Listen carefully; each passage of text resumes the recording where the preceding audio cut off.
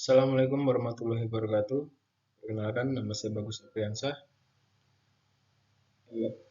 NPM 22411135 dari kelas MNJ 22C. Di video ini saya akan menjelaskan tentang mata kuliah Statistik Ekonomi pertemuan ketiga.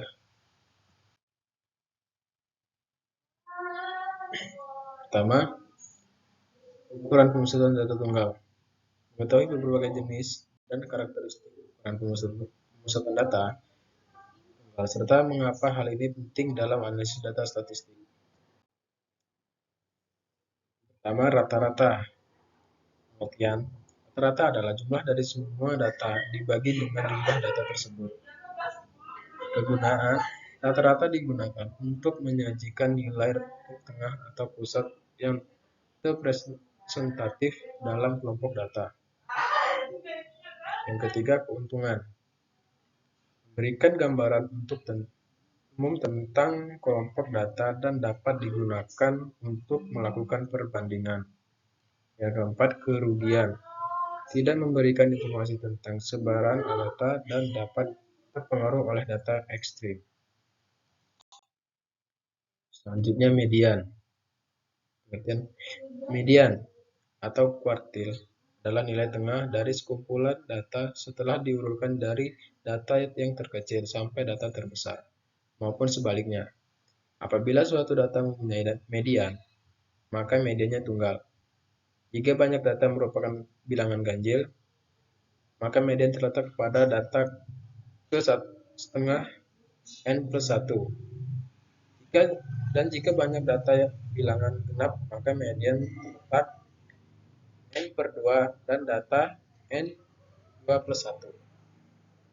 Kegunaan fungsi median adalah untuk mengukur pemusatan data dalam teori statistik dan probabilitas. Median adalah nilai yang memisahkan separuh lebih tinggi dari separuh bawah sampel data, populasi, atau distribusi probabilitas. Keuntungan relatif stabil terhadap data ekstrim dan tidak terpengaruh oleh perubahan nilai pada bagian lain dari kelompok data. Selanjutnya, modus. Modus adalah data yang paling sering muncul. Modus merupakan ukuran pemusatan untuk menyatakan fenomena yang paling banyak terjadi. Sekumpulan data yang diperoleh memungkinkan untuk memiliki nilai modus yang tidak tunggal atau mungkin juga tidak memilikinya. Yang kedua, kegunaan. Modus digunakan ketika kita ingin mengetahui data terpopuler atau yang paling sering muncul. Ketiga, keunggulan. Mudah dihitung dan menjelaskan tendensi sentral suatu kelompok data dalam bentuk kelompok nilai. Yang keempat, kerugian. Tidak cocok untuk data kontinu dan mungkin tidak ada modus jika tidak ada data yang sering muncul. Selanjutnya, perbandingan antara ukuran pemusatan data tunggal. Yang pertama, data rata. Memberikan gambaran umum tentang kelompok data dan mudah dihitung. Rentan terhadap data ekstrim. Kedua, median. Stabil terhadap data ekstrim dan tidak dipengaruhi oleh pengubahan pada bagian lain dari kelompok data. Yang ketiga, modus. Mudah dihitung dan menjelaskan tendensi sentral dalam bentuk kelompok nilai. Tidak cocok untuk data kontinu. Keuntungan dan kerugian menggunakan ukuran pemusatan data tunggal. Keuntungannya adalah memberikan representasi nilai pusat yang mudah dimengerti dan memudahkan perbandingan antara kelompok data. Kerugiannya adalah tidak memberikan informasi tentang sebaran data dan potensi terpengaruh oleh data ekstrim, tidak cocok untuk data dengan pengelompokan yang tidak merata. Contoh penggunaan dalam kehidupan sehari-hari. Yang pertama, pasar saham. Rata-rata harga saham sebagai gambaran umum di kinerja suatu perusahaan. 2. Harga rumah. Median harga rumah untuk mengetahui harga yang paling sesuai dengan pasar. Yang ketiga, mode fashion. Modus warna atau gaya pakaian yang paling populer dalam suatu musim. Penerapan dalam analisis data statistik. Pemilihan ukuran pemusatan.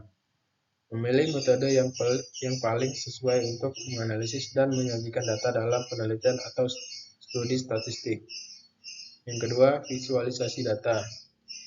Menggunakan grafik atau diagram untuk memperlihatkan ukuran pemusatan dengan lebih jelas dan mudah dimengerti. Interpretasi hasil. Bedakan makna dan implikasi dari hasil ukuran pemusatan data tunggal dalam konteks yang relevan. Kesimpulan dan ringkasan. Ukuran pemusatan data tunggal menyediakan gambaran tentang tendensi sentral suatu data dalam analisis statistik. Pemilihan yang tepat. Memilih ukuran pemusatan yang sesuai tergantung pada karakteristik dan tujuan analisis data. Menggunakan dalam konteks. Menerapkan ukuran pemusatan dalam konteks yang relevan dan mempertimbangkan keuntungan dan kerugiannya masing-masing. Mungkin itu saja yang dapat disampaikan. Saya akhiri. Wassalamualaikum warahmatullahi wabarakatuh.